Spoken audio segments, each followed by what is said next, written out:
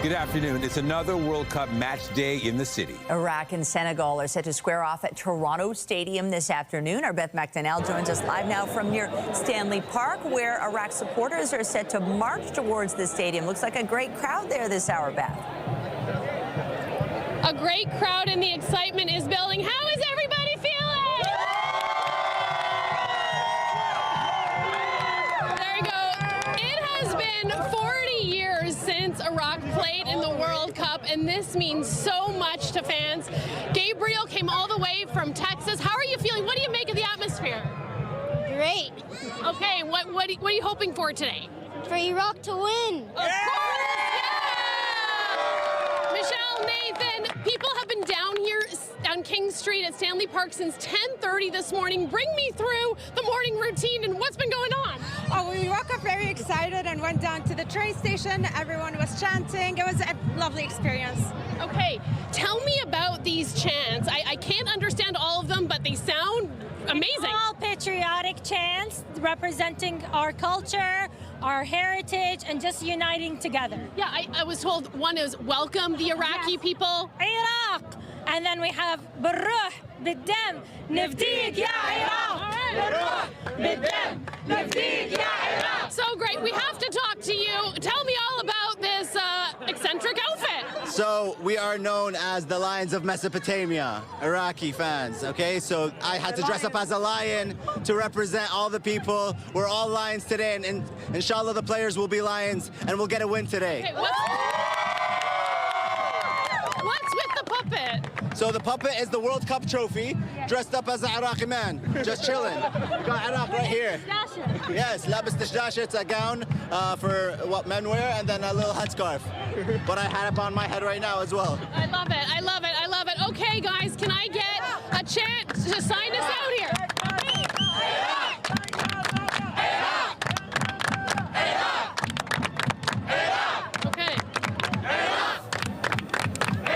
Thank you, Beth. Thanks, everyone. Love the energy. Can't wait to watch them marching towards the stadium this afternoon. Love the creativity with that outfit there. And yes, you can probably tell it's going to be a busy day downtown with the World Cup. For more on the traffic situation, we're joined live by Susan Nguyen with the TTC. Susan, what can you tell us about traffic ahead of today's match? What do we need to know? Good afternoon. So we've stacked extra vehicles across the GTC network today on our rails and the roads. We have lots of extra train service on lines 1 and 2. We have 5-minute frequent streetcar service as well as a dedicated shuttle bus operating from Dufferin Station to get you directly to the Toronto Stadium and FIFA Fan Festival. So right now we are expecting the FIFA fan marches to begin at this hour. So we're keeping a close eye on that, but do expect rolling delays and detours on some of our routes, including the 63 Ossington, 501 Queen, and 504 King route as they march along Strawn Avenue towards the stadium. But again, we'll be keeping a close eye on that and update our customers on our service alerts on our website. So make sure to check that before you head out the door. And Susan, the weekend, of course, is going to be busy with Pride, World Cup, and other events. What should people be aware of when traveling around the city? So we do have a massive transit plan in place and ready to roll out this weekend, especially to get customers to and from the parade there. So most of the festivities are happening along the Yonge side of Line 1. To get close to the action, you can head to our Bloor-Yonge, Wellesley, College, or TMU stations. That puts you a couple of minutes away from the action. And on Sunday, we'll be running extra train service on Line 1 before and after the parade as well to ensure that everyone has a smooth commute to the parade. But keep in mind that several of our surface routes will be on detour because of the road closures for all these festivities. So make sure to check our service advisories on our website to see if your route is affected, because this includes the 13th Avenue, 19 Bay, 94 Wellesley, as well as our 505 Dundas and 506 Carlton routes. And last but not least, make sure to keep an eye out for our specially wrapped Pride bus that'll be taking part in the parade. And also on Sunday, we know that Noah Kahan is playing a show at Rogers Stadium. We also got you covered there with the extra train service on Sunday that we already have for Pride. So Downsview Park Station is the closest station to the venue. And don't forget that your concert ticket also doubles as your free ride home after the show. That is all good to know. Gosh, it's a busy weekend, but we're happy you brought us up to speed there. Susan Nguyen with Communications at TTC. Thank you so much. Now, while Canada is a host country, the national team will not be playing on home soil again this tournament. The team's next match is in Los Angeles, but many are wondering why FIFA was unable to schedule a return to Toronto. CTV's Yasmin Gandam has the story. Hoo-ha, Canada! Hoo-ha, Canada! The energy electric in Vancouver leading up to Canada's game at BC Place on Wednesday. Despite losing to the Swiss, the team has advanced to knockout round for the first time in World Cup history. But now the journey shifts away from home soil and down to California. The U.S. plays all of their games in the U.S. They don't have to leave the U.S. at any point in time. So, not the best. This is a great atmosphere down in Vancouver, and when it's your own team playing, it's even better. But, and I don't really like that it's in L.A. Fans disappointed by the decision. Had Canada come away with a win or draw in their final group stage match, the team would have played at BC Place in Vancouver instead. It doesn't make sense that the group winner from our group was going to play in Vancouver, and in Toronto they're going to have another game. It would have been easy for them to schedule the second place from our group to go back to Toronto. TSN analyst Christian Jack also expressed his frustrations on the One Soccer show for the win. You're either a co-host or you're not. He says FIFA could have easily avoided this situation. If you are a co-host and you are having 2 games in the last 32, it could have easily been organised where Canada may have had to go to Toronto if it wasn't Vancouver. When Premier David Eby was asked about the decision at an unrelated press conference Wednesday, he echoed the frustration from fans. There was just no way to predict which direction Canada would be going in terms of the groups, who would be coming out of the other groups. And so that is all determined well in advance. There was a window that we were enabled that Canada could have stayed here had the game turned out the way that we wished yesterday. Still, tickets for the match in Los Angeles sold out in less than half an hour. If Canada defeats South Africa, it will advance to the round of 16 game in Houston on July 4th. Yasmin Gandam, CTV News, Vancouver. Here in Toronto, let's take a moment to have a live look at our city skyline. There's some sun out there, but definitely some clouds in the mix as we head into the weekend. And weather-wise, it's not looking like anything will rain on our parade. There are some nice conditions on tap. Lindsay Morrison is here with all the details. I think some might think it's a little cool to start the day, but there's heat coming. And you know what, Michelle, already right now today we are warmer than we got at any point yesterday. So things are looking up and temperatures are going to go up big time as we make our way into next week. But here's right now, still quite a bit of cloudiness out there in most parts of the GTA, but it's dry. We're not seeing any rain at this time. There's the chance of a pop-up shower for this afternoon. Winds are pretty light out there, and that's part of the reason why the cloud and some fog has been sticking around in places. 20 degrees right now feels like 24 at Pearson Airport. Here's today at a glance, 25 degrees, humidex 30 at the height of the day. Still a northwesterly wind, and we are going to eventually see this cloud cover clear out for the weekend. We are also talking humidex values near 40 for next week. So that's all ahead in your 7-day forecast. But for now, Michelle, back to you. Thank you, Lindsay. Well, by now you know it's a busy weekend in the city. A number of events that we've mentioned, including the annual Pride Parade and all those World Cup watch parties. Toronto Police gave an update this morning on their plan to keep people safe over the weekend. CP24 Steve Ryan joins us with more on what police are doing. Steve. Well, there will be a significant police presence in and around the village this coming weekend, Nathan and Michelle. We did hear from police earlier on today. As of right now, Church Street is closed north to Bloor and south to Wellesley Street, open to pedestrian traffic only. Now, during this media release today, or media conference rather, the police did talk about how to keep yourself safe in amongst a large group of crowds. Any time that there is a large gathering, police remind people to be aware of your surroundings and watch for your wallet, your phone, and your valuables, because there are those that will slip into crowds just to cause that criminality, if you will, and police are warning people against that. Earlier on, we heard from Toronto Police with regards to Pride, and we heard about next week's Canada Day celebrations as well. And here's 2 comments. Let's listen to both. Please keep an eye on your belongings. Pickpocketing, especially cell phone theft, is very common during large events and in large crowds. A moment of distraction is all it takes to separate you from your valuables. Please keep your valuables safe in your front pocket or a zippered pouch. Only bring valuables that you need to the events. Canada Day is one of the busiest days of the year along Toronto's waterfront. We expect large crowds throughout the day and evening, particularly for the City of Toronto's fireworks display at Ashbridges Bay. We've been working closely with our city partners and emergency services across the city. We are prepared for a safe and enjoyable Canada Day. The public can expect to see a significant police presence in the area, including officers on foot, bicycles, ATVs, and horseback. We also have members of our public order units to assist us with public safety. So police are reminding people, if you are coming down here near the village tonight or throughout the weekend, leave the cars at home and take the TTC. They say that is the better way, and it's a good suggestion as well. Again, Church Street being closed, north to Bloor, south to Wellesley Street. Not much parking down here, so TTC is probably the best bet. So back to you guys. All right, good advice. CP24 Steve Ryan, thank you. We return to our top story, the World Cup match between Iraq and Senegal today. We're joined live by CTV's Adrian Gabriel at Toronto Stadium. I know it doesn't matter now, Adrian, but is there a favorite in this match coming up?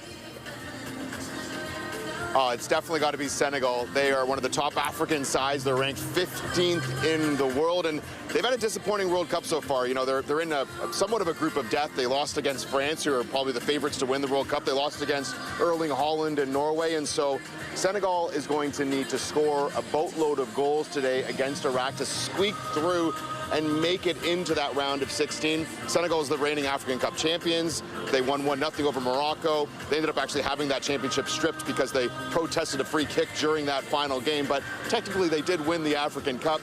On the flip side, you've got Iraq. They're about 57th ranked in the world. They have not won during this World Cup yet, but it's going to be, you know, an electric atmosphere here in the stadium for Iraq.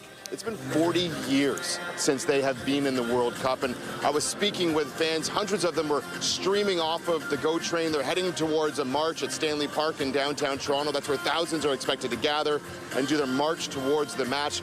You know, many of them said that they're here today to celebrate the game, the sport, to celebrate their country, and the perseverance that their country has shown over the last number of decades. Win, lose, or draw, the fans from Iraq today will be celebrating. And Ontario is home to the largest number of Iraqi Canadians in the country, roughly 65,000. Many of them expected to be here at Toronto Stadium today. Yes, Adrian, we saw them earlier at Stanley Park, talking to our Beth McDonnell. You could just feel the energy. It's going to be so amazing there in the stadium. Talk to us about the special meaning for supporters of the Iraqi squad. Yeah, you know, it really, this is a testament to perseverance of a nation, perseverance of a team. Think about the resources that a team like Iraq might have, considering the current situation over the last number of years and decades into their country. And so to be here on the world stage, and for these fans, these Iraqi Canadians and Iraqis who are traveling from other parts of the world as well, to be here today, Michelle, they've been waiting for decades for this. And so they are coming. They're going to be loud. They're going to be celebrating. And it's going to be a beautiful sight to witness. Yeah, I can't wait to see the turnout. CTV's Adrian Gabriel at Toronto Stadium. Thank you.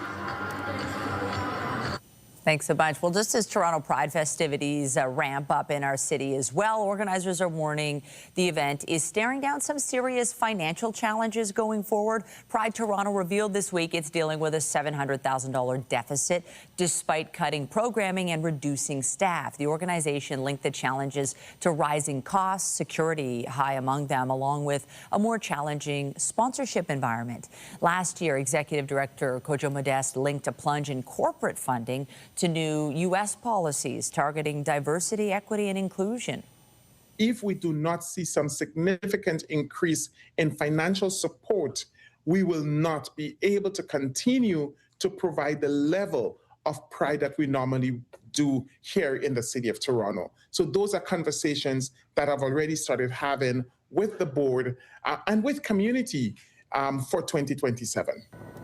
Modeste said government funding has been relatively stable. The Provincial Tourism, Culture and Gaming Ministry said Toronto Pride and Capital Pride have both been approved for maximum eligible funding, and it continuously works with all partners, including Pride organizations such as Pride Toronto, to support community events across the province. This year's Pride theme is We Won't Stop, and you can check out the full festival weekend schedule at pridetoronto.com. York Regional Police are investigating 2 early morning shootings and whether they may be connected. Police say shots were fired at a home and a parked vehicle near Wellington and McDonald Drive in Aurora at around 3:40 in the morning. No injuries have been reported, and there's no suspect information. Meanwhile, shots were fired at another home near Lee Avenue and Kennedy Road in Markham around 1:45 this morning. Nobody was injured, but damage could be seen on one of the home's windows. Police are urging anyone with details to come forward. Peel Regional Police have arrested 4 people in connection with a fatal shooting in Mississauga back in 2023.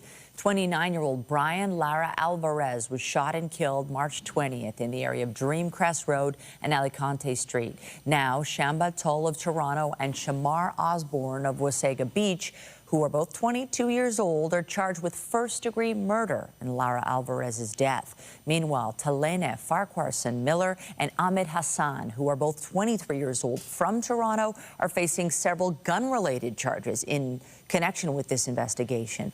Police say all 4 suspects remain in custody pending bail hearings. 4 people have been injured in a major crash in Rexdale early this morning. Emergency crews were called to the Rexdale Boulevard and Queens Play Drive area just after 2 in the morning. 3 people were taken to a trauma center with serious but non-life-threatening injuries. A 4th person suffered minor injuries. The cause of the crash remains under investigation. And 1 person was taken to hospital following a crash in the West End. This one happened just before 12:30 in the morning near Bloor and Ossington. 2 vehicles were involved, with one colliding with a pole. A woman was taken to hospital with minor injuries. The cause of this crash is still under investigation. The Toronto Public Library announced its first ever branch on the city's waterfront. The library shared these renderings of the future location slated to be part of Quayside community under development along the eastern waterfront. Officials say it's been more than 10 years since a new branch was announced, so this is a big moment for the city. While a typical library branch can take up to 5 to 10 years to plan and develop, we've worked together with the expedited Quayside development timeline so that this new library branch can be integrated into the community immediately, welcoming residents in our existing communities of the East Waterfront, the Distillery and St. Lawrence, and Quayside itself in the coming years. Thousands of people are going to be making this area their home. Families, seniors, newcomers, longtime Torontonians, and when they arrive, we want them to find more than an address. We want them to find a community. That's what a library does. It's not just a building with books, though we do love our books. It's about building a community, a complete community, and a library is the ultimate community hub. Community consultations in the Quayside Library are slated to start in 2028. Officials are also planning a future library branch on Ukwemin-Minising, the new island in the eastern waterfront. The CN Tower is celebrating its 50th birthday today. This is a live look at the iconic landmark, which opened on June 26, 1976. At the time, it was the world's largest self-supporting structure, make that tallest, at just over 553 meters. A 50th birthday party is being held on the patio at the base of the party. It began at 11:30 and is set to run until 4:30 this afternoon. It features games, music, and a giveaway of 553 cupcakes. Now, 1 for each meter of the tower. At the end of the day, there will also be a light show to celebrate the occasion. Still to come on CTV News at noon, Ottawa launching a design and build competition to rehabilitate 24 Sussex Drive. We'll have those details a little later in the newscast. But first, a new poll shows the Ontario PC Party leading their opposition despite the recent controversy around the government's purchase and subsequent sale of a private jet. The Abacus data survey conducted on behalf of the Toronto Star shows Premier Doug Ford's PC Party with 41% support among committed voters. The Liberals are second at 32%, while the NDP is at 19%, and the Greens have 5% support. Meanwhile, the same survey found 7 out of 10 respondents want to see a change in government. The Prime Minister provided an update on the future of 24 Sussex Drive this morning. CTV's Jeremy Charon joins us live now from Ottawa with the latest on the Prime Minister's official residence. And Jeremy, it's widely known it needs some upgrades. It needs lots of work. Now the government launching a design and build competition. What more can you tell us about this? Yeah, Michelle, a long-anticipated decision here. 2015 was the last time Prime Minister actually lived in 24 Sussex. It was former Prime Minister Stephen Harper. When former Prime Minister Justin Trudeau took office, he chose to stay in the Rideau Cottage, and then that's when things kind of went downhill. And we've seen over the last several years, work had to be done to take care of rodents, asbestos, mold in the building. It is basically stripped down to the studs right now. And no Prime Minister has wanted to make a decision on the future of 24 Sussex. Now, Prime Minister Carney has done so, and we know that there will be a competition to design and build what the next, building at 24 Sussex will look like. It'll be a rehabilitation, if you will, or a renovation, if you will. Perhaps could include part of the existing structure, perhaps new structures. That will all be part of the design process and the application that companies will be able to make to try and win the bid to design and build the project. We don't have a price tag. We don't know, exactly how much it will cost. There have been estimates in the past on how much it could cost to renovate the building, anywhere from tens of millions to about $100 million. And then the other aspect here is there's going to be a fundraiser running at the same time. The Rideau Hall Foundation will fundraise to pay for some of, or maybe the full project. The Prime Minister says in speaking with Canadians across the country, there was an interest in being able to help support this project, and so that's how we've landed where we are today. Here's more from Prime Minister Carney today. So we're turning to the country's most innovative architects, designers, and builders for solutions to find the most ambitious, exciting, and affordable solutions. The winning proposal will be announced by Canada Day next year. Now, involved in the planning process in the lead up to today's announcement, two former prime ministers, Stephen Harper and Jean Chrétien, so two prime ministers from two different political parties. The prime minister was clear today he felt it was important to have cross-partisan support here. Conservative leader Pierre Poilievre asked yesterday about his thoughts on renovating 24 Sussex. Here's what he had to say. I really don't think about it at all. I just think when I go around this country and I meet so many people who can't afford a place to live, when I see the homelessness on our streets and I see the young people who are desperate to start families but can't get a house to do it, I just think the last thing on our minds should be 24 Sussex Drive. Still waiting for a lot of details on what kind of criteria will be required for companies applying, price tags, timelines. The one thing we do know, Michelle, is that Canada Day next year, Canada Day 2027, the federal government will announce the winning bid for that design and build project of 24 Sussex. CTV Jeremy Charon live for us in Ottawa. Thank you. Anytime. The death toll in Venezuela following two massive earthquakes has risen to 589, with more than 3,000 people injured. CTV's Renee Rogers joins us live now with more on the aftermath of the deadly quakes. Renee, what's the latest on the recovery efforts on the ground? Hi, Nathan. Well, families in Venezuela spent a second night sheltering in open spaces for fear of further collapse. And as you mentioned, today we learned from acting President Delcy Rodriguez, 589 people have died, close to 3,000 injured, and the death toll is only expected to rise because thousands of people are still reported missing. An estimated 6.76 million people are affected by these two quakes. One of them is 7.2 magnitude and another 7.5 magnitude, among the strongest to hit Venezuela in the past century. The state of La Guaira, which is north of the capital of Caracas, has been hit the hardest. Hundreds of buildings have collapsed, entire city blocks flattened, and some 1,000 rescue personnel are being deployed from across the globe to help dig through the wreckage to search for people who are trapped.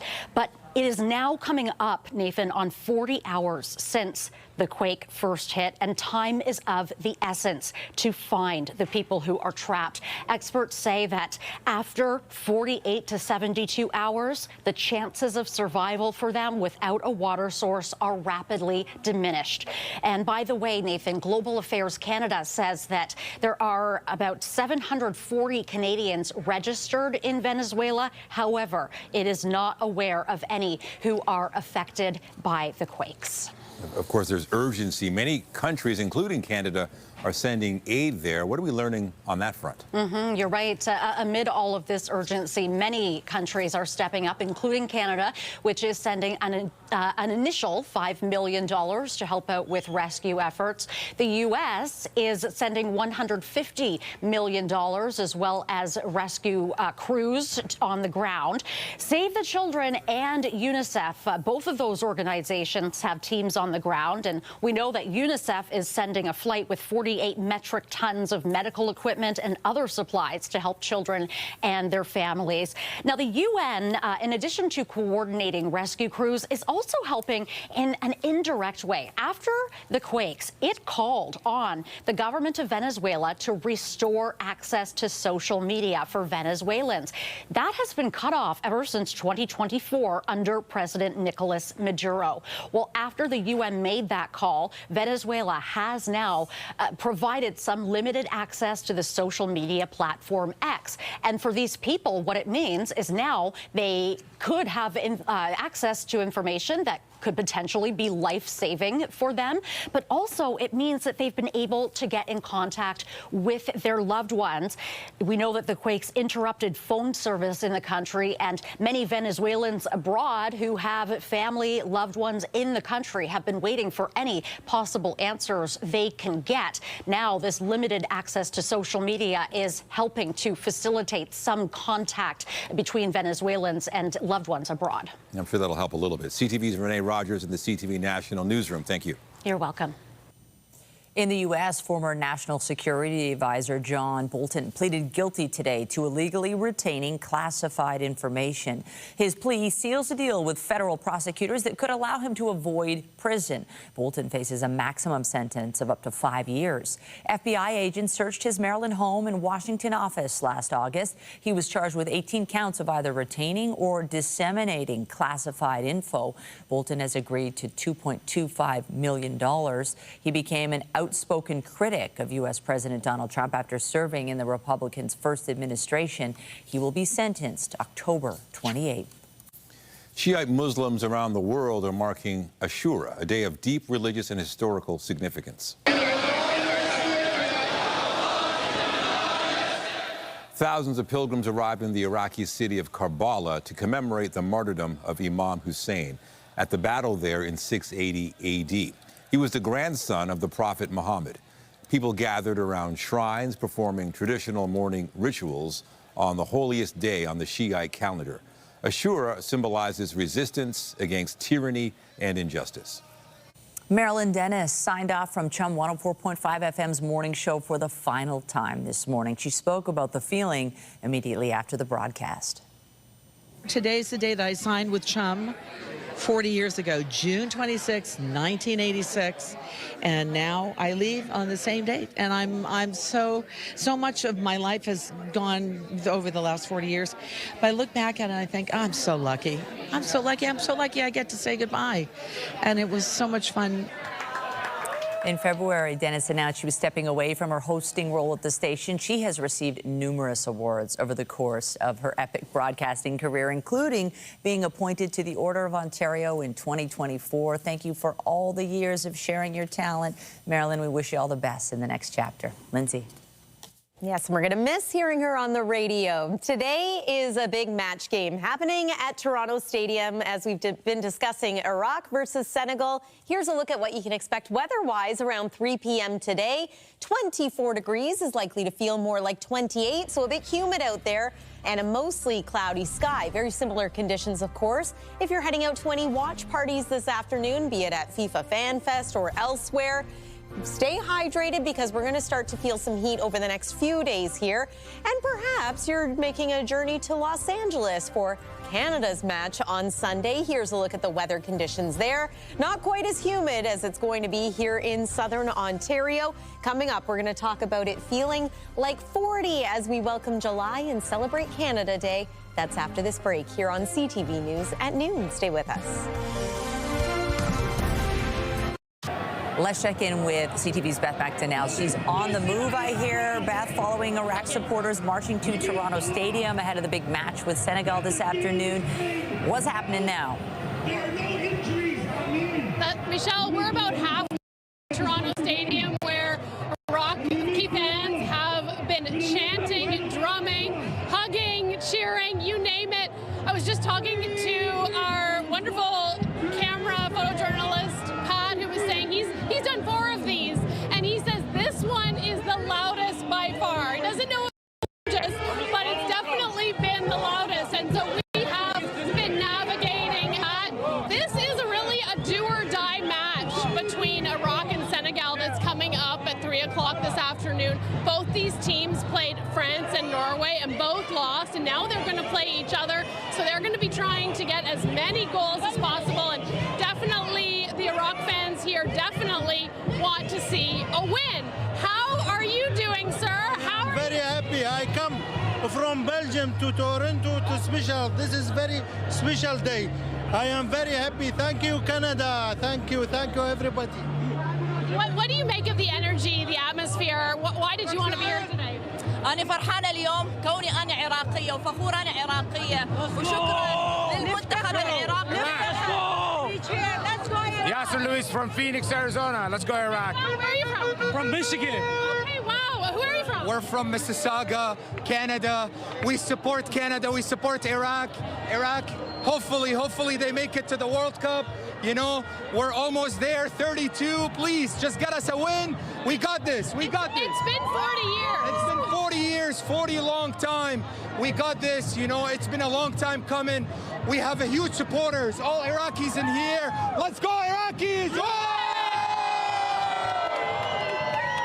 And so we're making our way here. It's a great atmosphere, and I'm enjoying it. It's definitely something to experience. Michelle and Nathan, back to you. Thank you, Beth. You know, one of the best parts of the World Cup is watching the fans just head to the stadium and seeing them dressed up in their colors and making all the noise and the chants. It's just great to see. I love that tradition. I mean, by the time you get to the game, you're so pumped up. That entire street was flooded, and the view from the chopper, it's just incredible. And did you notice most of the people she talked to there had come in from out of town, from all over the world, so it's not just local people. Really, it's just an amazing opportunity for our city because people are coming to Toronto, people who maybe wouldn't have otherwise. Yeah, I really noticed that the other night, too, when we were all down there for Panama versus Croatia. So many international visitors, and it's so great. Toronto is really the best city, in my opinion, for hosting the World Cup because we also have so many local fans from other countries cheering these teams on. It's been spectacular. The weather is pretty good today. We'll begin by letting you know that weather is brought to you by the Presler Law Firm Injury Lawyers. You don't pay unless they win. And today, this afternoon, it is all eyes on Toronto Stadium. This is our view from Hotel X. Bit of cloud in the mix today, some low-level cloud as well. There's been fog in places this morning. We'll see if some of this can clear up by kickoff this afternoon at 3 p.m. It's going to be an exciting one. Another exciting day in our city. Here's a look at what that cloud looks like from outer space on the satellite and radar. It's dry right now, so there is that. There's the threat of a quick passing shower in places this afternoon. But again, you're more likely to find wet weather closer to the border with Quebec. And of course, in Quebec, it is an unsettled day today, courtesy of the same low that brought us some showers and some thunderstorms yesterday and overnight last night. Here's a look at what we're expecting condition-wise through the afternoon. There's 3 p.m. Again, slight chance of a shower, but I do think most areas will be dry. And that cloud cover continues to clear as we make our way through the evening. Tomorrow is a mainly sunny day. Sunday is looking just as great. Get outside, enjoy, and temperatures are going to be warmer than they've been the last day or so, but not as hot as they will be into next week. So seasonal highs expected for both your Saturday and Sunday. We're at 20 degrees right now. It's actually quite comfortable out there, although it does feel closer to 24 once you take the humidity into consideration. Later this afternoon, it is likely to feel more like 30. And that could feel cool compared to what's coming again over the next 7 days. Our almanac, just want to point out that 26 degrees is the seasonal norm. Tonight, we are also average with a forecast low of 16 degrees. Great looking weekend for all the Pride festivities that are going to be happening tonight, tomorrow, and Sunday, of course, culminating with the big parade on Sunday afternoon. Have the bottles of water handy because it is going to be hot but not scorching. We become much more humid through the early days of next week. 32 degrees on Tuesday, 34 for Wednesday and Thursday, feeling into the 40s the 2 of those days. That's the weather for now. Nathan, over to you. Thank you, Lindsay. We've got more news after the break. There's a shot of the CN Tower celebrating its 50th birthday. Stay with us. The NHL draft begins tonight, and the Maple Leafs will be making the first selection. The team's expected to select forward Gavin McKenna with the first overall pick. The 18-year-old from Whitehorse put up 51 points in 35 games for Penn State this past season. The last time the Leafs had the first pick was back in 2016 when they drafted Austin Matthews. There are still some that do believe that Toronto could shock the world and not take Gavin McKenna. I'm not one of those. So, but look, the top 5 in the draft, the top 6 players in the draft, I don't think you can go wrong with it all. But to me, when you have somebody like a Gavin McKenna, who is just so skillful, Stenberg's skillful, Chase Reed, Caleb Malhotra, they're all skillful. But there's something about Gavin McKenna for me. And stay tuned to CTV Toronto tonight. We'll have live coverage from the NHL draft from Buffalo. The Blue Jays will be looking to snap a 3-game losing skid when they continue their series with the Texas Rangers tonight. Driven to center field and deep. And it is gone. Kazuma Okamoto's 18th homer of the season cut the Rangers' lead to a single run last night, but the team could not complete the comeback, losing the game 6-5. Lefty Patrick Corbin is set to start for Toronto tonight. First pitch due at 7:07 p.m. at Rogers Centre. Still to come, Drake is throwing an apology party for anyone named Janice this weekend. We'll have those details when we come back.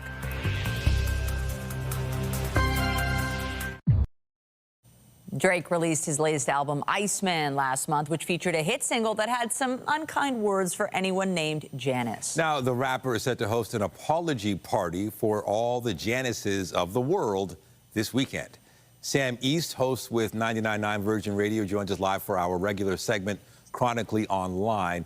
Sam, this sounds interesting. Is this for real? This is for real. It's so real, Nathan and Michelle, that people are joking or maybe even serious that they may legally change their name to Janice. Now, the song in question is Janice, followed by some expletives that I will not repeat here. We do play the clean version on Virgin Radio. Some maybe unkind, unsavory things said about Janices of the world. And so as an apology, perhaps a love letter to Janices, you're invited to come out to the Cactus Club this Sunday in Toronto. Now, you will need a government ID to prove that your legal name is indeed Janice. So, Nathan, I don't know if you're thinking about switching up, but you got to act fast for Sunday. I do know a Janice. Maybe I'll tell her to go. Yeah. You should. This is like a party of a lifetime here. Just have her go so she can send us pictures and tell us how it goes. Yeah. We need an insider. It makes you, but you got to give it to Drake for trying to make good on this, because you don't want the name Janice to go the way that, the name Karen has gone.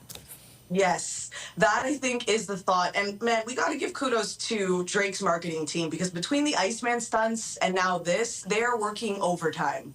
Okay, well, Drake likes the Raptors, and there's rumors swirling around the Raps and a potential reunion with none other than Kawhi Leonard. We great debt of gratitude to him for that championship and the rest of the team. What are you hearing about Kawhi potentially returning? Well, there's lots of rumblings right now, lots of people chattering on social media, of course, that he is considering maybe being traded to the Raptors. Now, this is a big maybe. It seems like the Clippers really want to keep him. And a lot of people are kind of weighing in and saying, oh, he's just using this as leverage so he can get the best possible deal. And that all may be true. However, he has said the only 2 other teams he would consider switching for would be the San Antonio Spurs and the Toronto Raptors. And I think as delusional Toronto sports fans, we are all gunning for this. Kawhi, we will bring back Kawhi and Dine again. We will do what it takes to relive the magic of the 2019 series. It's almost a trigger to go through that again. If this does happen, it better finish on the right note, and he ends up here, right?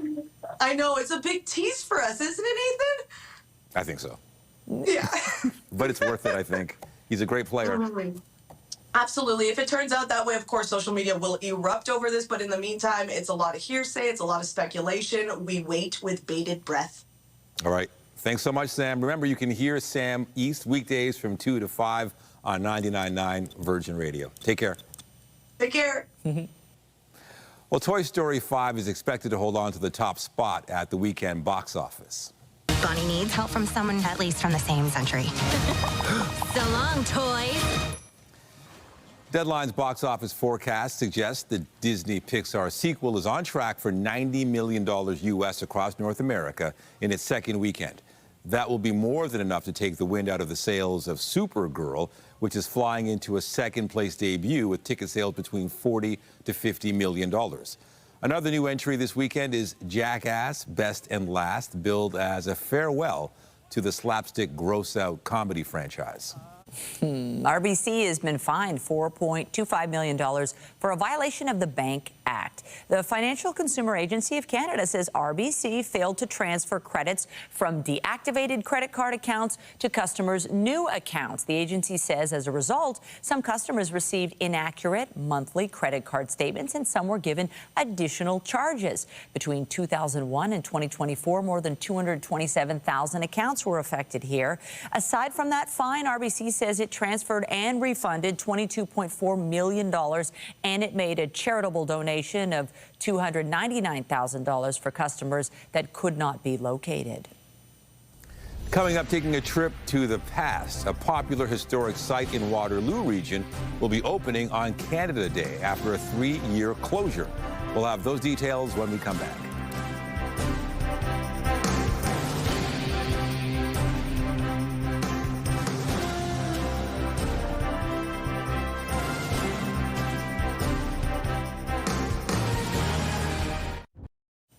A popular historic site in Waterloo region is reopening after a 3-year closure for repairs and upgrades. CTV's Krista Simpson got a first-hand look at what's new at Dune Heritage Village. It's a step back in time to 1914 Berlin, as Kitchener was then called. Dune Heritage Village is ready to reopen to the public. It is very, very exciting. After 3 years of improvements and community consultation, and with the ring of the cowbell,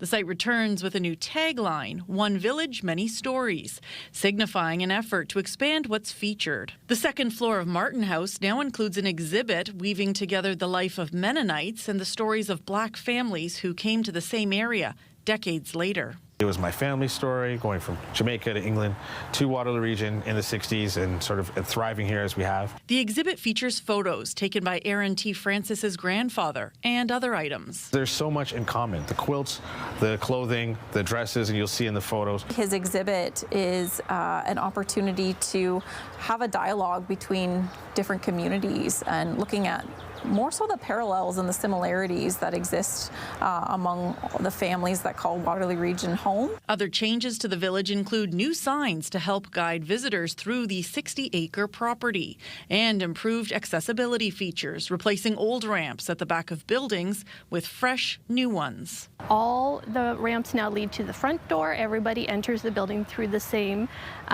door and has the same experience, which is a little more welcoming for everyone. There are also new planter boxes, bringing the gardens closer to everyone. And for visitors who may find areas like the noisy blacksmith shop overwhelming, the museum now offers backpacks with items inside that might help. Having hearing protection and maybe the sunglasses might help people feel a little calmer and more relaxed in the space and would allow school kids in particular to still enjoy the school program. Still, amid the changes, the site is staying true to the classic experiences and nostalgia the village holds for so many, immersing visitors into life in the summer of 1914. It was such a pivotal year in Canadian history, and all the changes of industrialization were coming. The First World War was about to break out. It was a very interesting time in Canada. The village will formally reopen with a free public event on Canada Day, July 1st. The village will remain open for the season 7 days a week until September 6th. Krista Simpson, CTV News, Kitchener.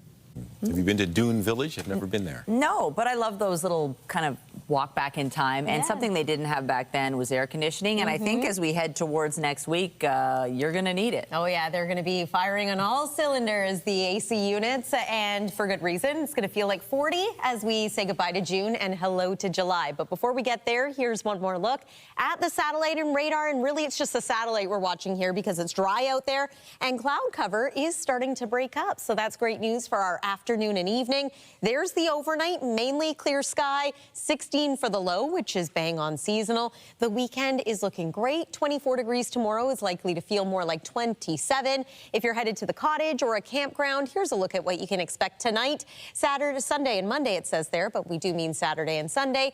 And then your 7-day forecast is shaping up to look like this. So the heat really building for the early days of next week. All eyes on Canada Day, which is Wednesday. Forecast high that day, 34 degrees, but feeling closer to 40. Chance of a few showers, but at this point, it's not looking like anything that will disrupt your firework plans. Nathan and Michelle, back to you. Good to know. Thanks, Lindsay. And that is it for CTV News at noon. Remember, you can get Toronto's breaking news all day long on CP24 and at ctvnewstoronto.ca. For Lindsay Morrison and all of us here, have a pleasant afternoon. I'm Michelle Dubé. And I'm Nathan Downer. Be sure to join us later for CTV News at 5 and 6.